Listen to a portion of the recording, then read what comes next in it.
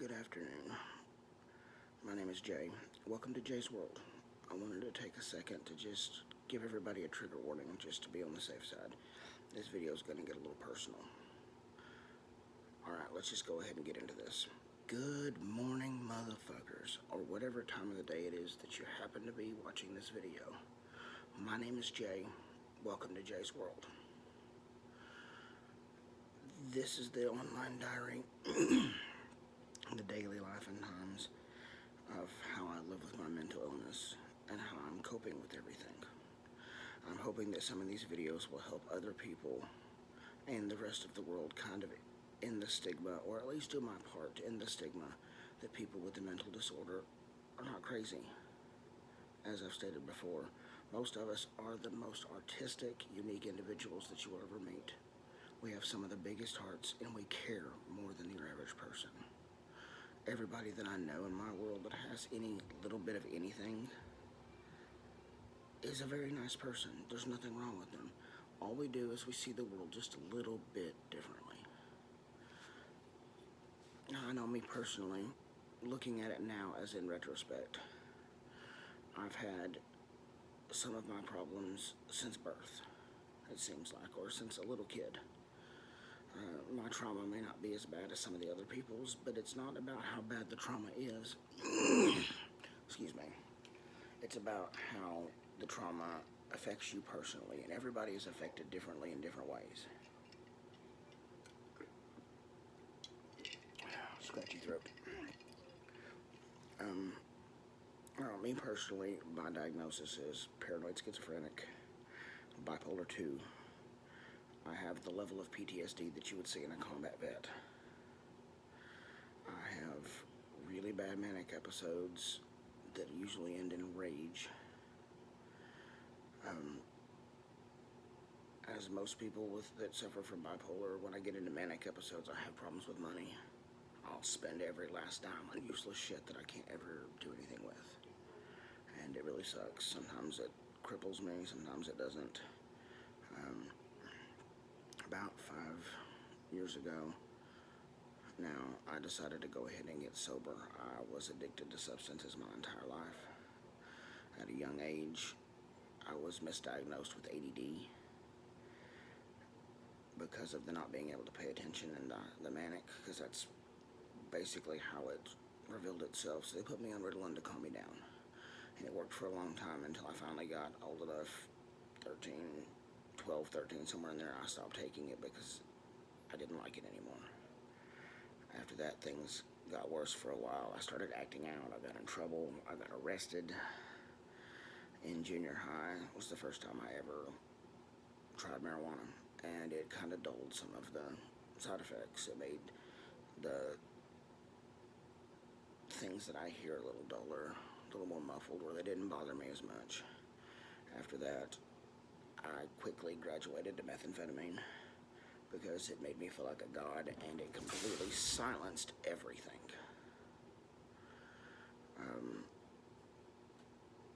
And then after a while, that just made me into a full-blown addict. I ended up picking up heroin for a while. The last time that I relapsed, I got really badly addicted to speedballs, and I nearly ruined my entire life. I hurt my family, I hurt my friends. I burned a lot of bridges with a lot of people that I'm still trying to mend. Some of them can't be mended. Everybody that I've tried to work around, I know that they look at me differently now. Before that, I was getting close to like 7 years, 9 years clean, and it just took one split second, and that was all. I was right back into the game. I would be what you would call a chaos junkie. I'm addicted to the addiction, which means I'm addicted to the rush that you can get from any drug. It didn't matter what the substance was. I liked it because it gave me a rush. It took me a long time to realize that that wasn't the way that I wanted to live my life. It nearly killed me. I burnt my veins, and I did some damage to my heart. Along with, I wake up every single day and my veins burn, and it feels like there's pumping concrete through them. And that feeling alone is enough to remind me why I don't ever want to touch the substance again. Alright, enough of me and the whole drug years thing. Well, the using anyway. In high school, I met some people that were connected to the very wrong crowd. They were my best friends, but we all got mixed up in the game. That was back in the meth days. We were around the people that were manufacturing. We were running the substances, and we were using it like we weren't going to make it to tomorrow. I've been through some seriously violent altercations in my life. I've been shot at 7 times. I've been attempted to be stabbed more times than I can count. I've been in knife fights. I've threatened people with crowbars. I've beaten the shit out of people for absolutely no fucking reason. Just other than the plug told me to. It took me a long time to get my life back out of the game. And a long time to get it where I didn't have to watch over my back anymore. As I got clean this last time, everything got 1,000 times worse. I had to deal with all of it and learn to deal with all of it because I'd masked it for so long, hiding it. When I was a little kid, I thought that everybody on the planet had to listen to and deal with the same stuff that I was dealing with. And I just thought it was normal, and I didn't tell anybody anything for years. But everybody around me's always noticed that I was just different than most people. When I went to go try to get psych help the first time, I got paired up with this therapist who was the biggest asshole on the planet. I absolutely hated him. He tried to tell me that all of my problems were in my head, I should get over it, and that if I wasn't such a fat ass, that it wouldn't happen. I mean, shit, at the time, I had gotten so depressed that I couldn't get out of bed. All I was doing was eating. I was pushing 450 pounds. I've started eating healthier. I'm down to under 300 now. It's been a long struggle. On top of the fact that a lot of the medicines that I've taken over the years to help with the psych problems have caused me to gain weight. And they've made the depression worse. And they've made the anger worse. And it's just been a cocktail after a cocktail after a cocktail. I am currently on medicine that's helping. I'm still working on finding an antipsychotic that helps the best. I tried to go on Latuda and it made me homicidal. And I didn't like that. I was taking out my anger on my wife, my son, and my animals, and I didn't like it. And I've never been a person to raise a fist to anybody unless it was justified. It's just been a rough year. There's been fighting with family. There's been fighting with friends. Some serious fuck-ups over the years. I mean, that's just basically kind of how I see myself anymore. Because of the misdiagnosis at the young age. And even that, when I was young, they were still trying to figure out mental disorders. They've been trying to figure out mental disorders since the dawn of civilization. Some people just have a chemistry equation that's wrong in their head. I happen to be one of them. You probably, if you're watching this video too, you suffer from something. Either you keep it to yourself, or it's so bad that it envelops everyday life. Me personally, I have scent hallucinations, I have auditory hallucinations, and when I'm incredibly stressed out, I have some visual hallucinations. The visual hallucinations are like a shadow walking in a dark room, or I'll think somebody's looking around the corner for me.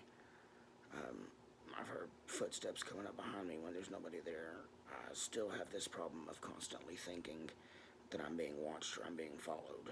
When we go into town, I have to find 2 exits, or I can't go in the building. I have to be able to remain comfortable and calm that way. If I go out to eat somewhere, I have to put myself in the back of the room where my back's against a wall where nobody's going to come up behind me, because it can freak me out and trigger me, and I don't know what's going to happen when that switch gets flipped. It's a toss-up, Rolodex. I have severe problems controlling my emotions. They're all over the place all the time. I can go from laughing to crying to anger, back to crying, and can't seem to stop it. The littlest things in the world trigger a massive emotional response from me, and it's hard. It's hard to talk to my partner about the things that are going on, because I know she can't fathom it really, because it's hard for anybody that doesn't deal with this to know how to deal with this. If you have a partner, or you are the partner of somebody that happens to be watching this video, sometimes it's just as much as come wrap your arms around them, lay their head on your chest, hold them for a few minutes, reassure them everything's going to be okay. Be patient with them, because we're trying our damnedest and fighting wars in our head that we can't explain to anybody. It's a silent war a lot of the time, and it's really, really hard to deal with. I mean, it's such a struggle. The last couple days I've started in the psychosis thing again. I am hearing things constantly. The main thing is, sometimes it sounds like I'm hearing the voices of relatives that aren't alive anymore. Most of the time it's like there's a shadow whispering very loudly right behind my head. They're coming to get you. You're a worthless piece of shit. Nobody likes you. Nobody really cares about you. Everybody's using you. Nobody wants you around. You're just a worthless piece of shit. And it's hard when you hear that stuff all the time to try and live a normal life. Everybody expects you, if you're mentally ill, to act like nothing's wrong with you. It's one of the biggest struggles out of anything. Sorry. This is a very hard thing. Some of this stuff I don't think I've told anybody.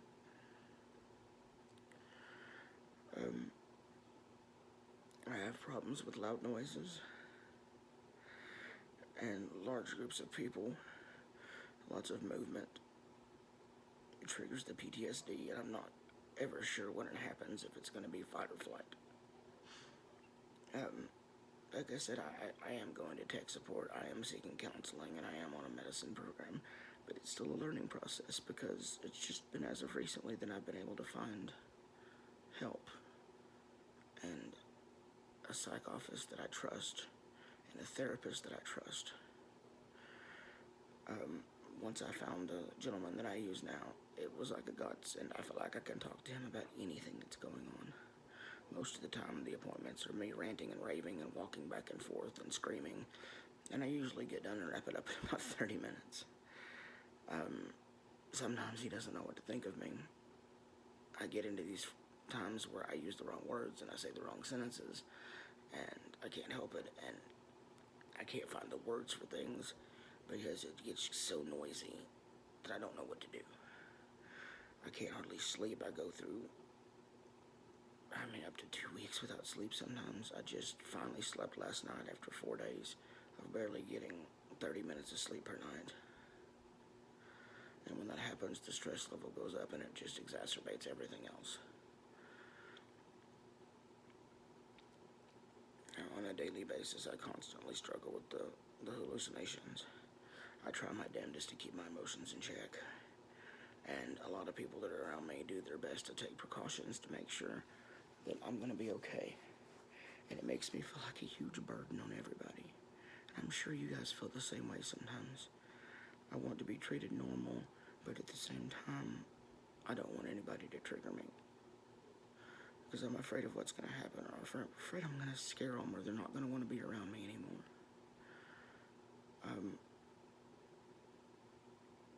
I try to ground myself as much as possible. I try to learn new things as much as possible. I do a lot of stuff to try to keep myself sane on a regular basis. This project does help quite a bit. It's frustrating from time to time. I have problems getting over that hump of nobody's ever going to watch this stuff. Nobody gives a shit. Nobody really cares about you. But I hope if I can just help one person feel more comfortable in their skin, then I've succeeded in this project. I have problems all the time when I go out into public and something happens and either I'm talking to myself or I'm yelling at the voice in my head to shut up. And then people look at you like you're nuts. And then you feel like crap because everybody's looking at you like you're crazy, and you're not crazy. None of us are crazy. Well, Some of us are crazy. Some of us act crazy. But we're people just like anybody else. I hate that the world does this to anybody with a chemical imbalance. One of the things that made all my symptoms worse younger is I've had several motorcycle wrecks, and I've had one really bad car wreck that broke my back and fractured my skull, and then after that, things were never the same again.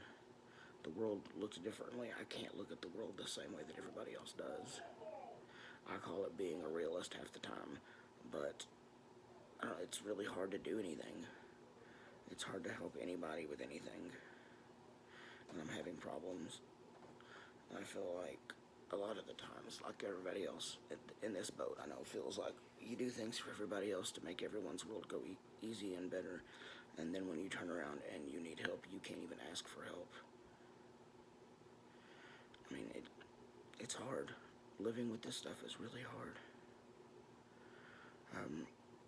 I'm going to have some friends on the show in the next upcoming months, episodes, weeks, however it takes me, however long it takes me to get it done, that live with different versions of different things, of different mental illnesses, and how they're coping with everything.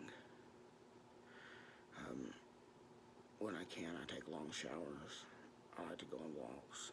I really like to just go on a drive, turn the music up as loud as I can, sing as loud as I can. I catch myself swaying and shaking and bouncing my leg. And when I do that and I notice, I'll put on music and kind of dance, get up and move a little bit to it. It makes things feel a little bit more comfortable.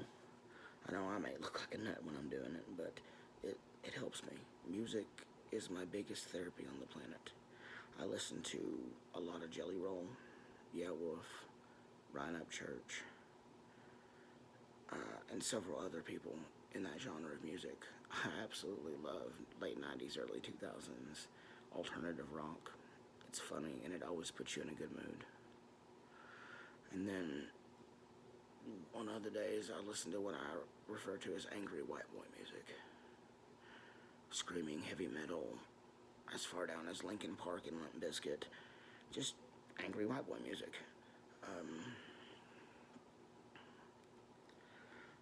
I kind of got off rambling and lost my train of thought on stuff. Every day with every symptom, it's a different kind of coping mechanism. It's a learning process every single day to figure out what's going on.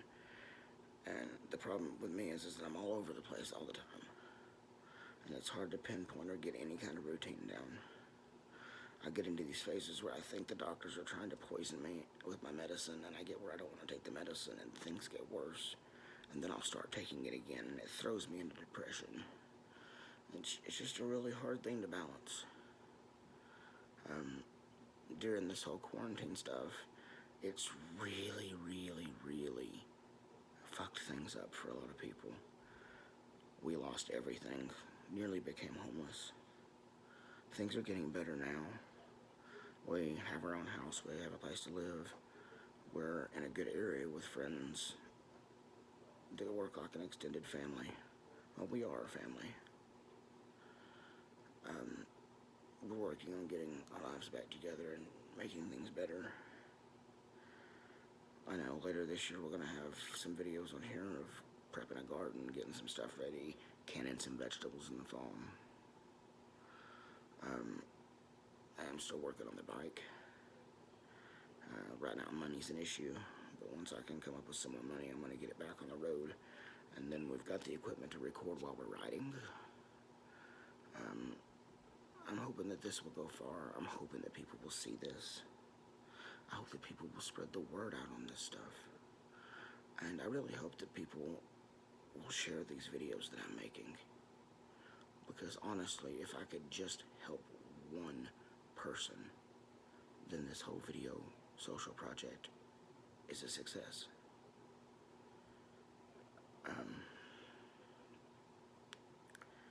I feel like I was rambling more. I'll probably have more answers about myself as we do the interviews with the other people, because it'll trigger more things for me to think of and more things to do. If anybody has any comments or questions, feel free to leave them down below. Please please, please like these videos. Subscribe to them. Get your friends to subscribe to them. I don't care if they don't watch them. But if you're ever feeling down and depressed, you can watch some of these videos and hopefully pick yourself up a little bit to know that you're not alone. There are thousands, millions of people in this world that suffer from these things. And we all feel like we're by ourselves. Well, we're not alone. There are things you can do. There are groups you can get a hold of. There's lots of people out there willing to help these situations. Personally, if anybody needed to get a hold of me any day or night, I'd be there to listen to them, talk to them, do whatever I could. I have friends that'll do the same thing to me, and they're a godsend. You have to build a stable platform for other things to work correctly. And realize that even though that we are fuck-ups, and we have fucked things up in the past, that we can be better people. I don't know, I'm getting close to really running out of things to say here.